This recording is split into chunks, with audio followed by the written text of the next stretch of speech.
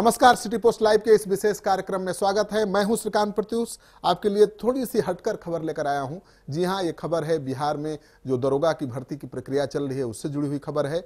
सबसे बड़ा सवाल ये है कि प्रदेश के कोने कोने से छात्र शिकायत कर रहे हैं कि दरोगा की परीक्षा में गड़बड़ी हुई है। क्या बिहार की दरोगा परीक्षा में कोई धांधली हुई है? ये सवाल बड़ा है।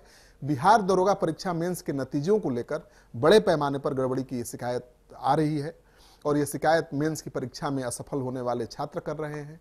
इन छात्रों का दावा है कि जब पीटी की परीक्षा में एक भी ओबीसी महिला पास नहीं थी तो मेंस में इनकी संख्या 291 कैसे हो सकती है। इस तरह के दावे कुछ और श्रेणियों के बारे में भी किए जा रहे हैं जिनकी संख्या पीटी में कम थी मगर मेंस में 2 गुनी हो गई है।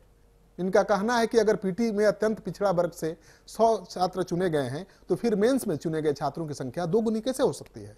इनका वाजिब है कहना कि पीटी में चुने गए छात्रों में से ही मेंस में चुना जाना है, फिर पीटी से ज्यादा मेंस में छात्र कैसे चुन लिए गए। इस तरह के सवाल छात्र उठा रहे हैं। एक छात्र का आरोप है कि उसे 73 नंबर आए हैं मगर उसका नाम ही नहीं है, जबकि 64 नंबर पाने वालों के नाम शामिल हैं लिस्ट में। छात्रों का कहना है कि यह सारी जानकारी आयोग की वेबसाइट पर लिस्ट को देखने से समझा जा सकता है। पीटी के समय भी धांधली के आरोप लगे थे। प्रश्न पत्र लीक होने की बात सामने आई थी। सोशल मीडिया में किसी ने प्रश्न पत्र को ही आउट कर दिया था, पूरा प्रश्न पत्र ही आउट हो गया था, लेकिन आयोग ने नहीं माना। धरना प्रदर्शन के बाद भी 22 जुलाई को मेंस की परीक्षा हुई और 13 दिनों में रिजल्ट आ भी गया। आयोग को अपनी तरफ से छात्रों के सवालों को जवाब दे देना चाहिए।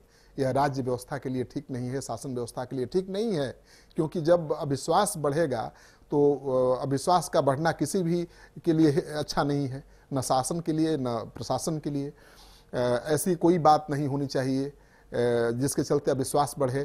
तर्कपूर्ण तरीके से बच्चों को समझाई जा सकती है बात, अगर उनको कोई गलतफहमी है तो। कहीं शिकायत करने वाले छात्रों के समझने में भी गड़बड़ी हो सकती है, ये भी हो सकता है। तो छात्र कहाँ गड़बड़ी कर रहे हैं समझने में, उनको समझाना चाहिए आयोग को। छात्र चाहते हैं कि सीबीआई इसकी जांच करे, लेकिन सीबीआई कितने मामलों की जांच करेगी और क्या हो जाएगा उससे।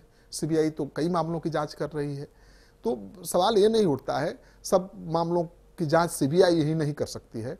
सरकार को भी, आयोग को भी ध्यान देना चाहिए और छात्रों की जो शिकायत है अगर वो सही है तो कार्रवाई होनी चाहिए।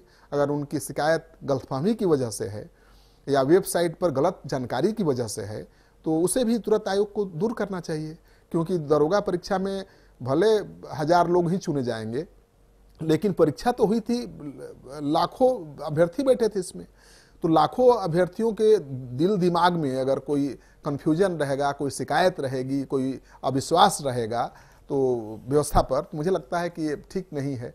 तो व्यवस्था पर लोगों का भरोसा बना रहे, विश्वास बना रहे, संस्थाओं पर भरोसा और विश्वास बना रहे। इसके लिए जरूरी है कि जिस संस्था पर आरोप लगे उसे आगे आना चाहिए, सफाई देना चाहिए, और गलती हो भी गई है तो क्या बात है, आप गलती मान लीजिए और उसको सुधार लीजिए।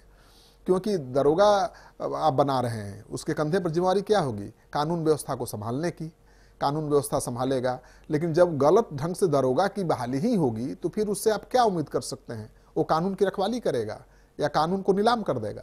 तो दरोगा और पुलिस या प्रशासनिक महकमों के लिए जो लोग चुने जा रहे हैं उनकी जो प्रक्रिया है चुनने की, वो बिल्कुल साफ सुथरी होनी चाहिए। हम ये आरोप नहीं लगा रहे हैं, न ही छात्रों के आरोप को सत्यापित कर रहे हैं, लेकिन छात्रों का आरोप है तो जांच हम तो कर नहीं सकते एक दिन में। तो आयोग के अधिकारियों को सामने आना चाहिए और अपना पक्ष रखना चाहिए, छात्रों को समझाना चाहिए कि आपके वेबसाइट पर क्या जानकारी दी गई है, क्यों उससे छात्रों में कन्फ्यूजन पैदा हो रहा है। अगर वो जानकारी गलत है या पुरानी है, जैसा कि होता रहता है अक्सर, तो आप उससे हटाइए, सही जानकारी दीजिए ताकि ये कन्फ्यूजन नहीं बने। आज बस इतना ही। आगे भी हम इस खबर से जुड़ी हुई जो अपडेट होगा उसको लेकर आपके लिए आते रहेंगे। आप हमारे चैनल को पसंद करते हैं तो इसको सब्सक्राइब करिए, हमारी खबरों को शेयर करिए दोस्तों के साथ, ताकि बाकी लोगों तक भी खबर मिलती रहे।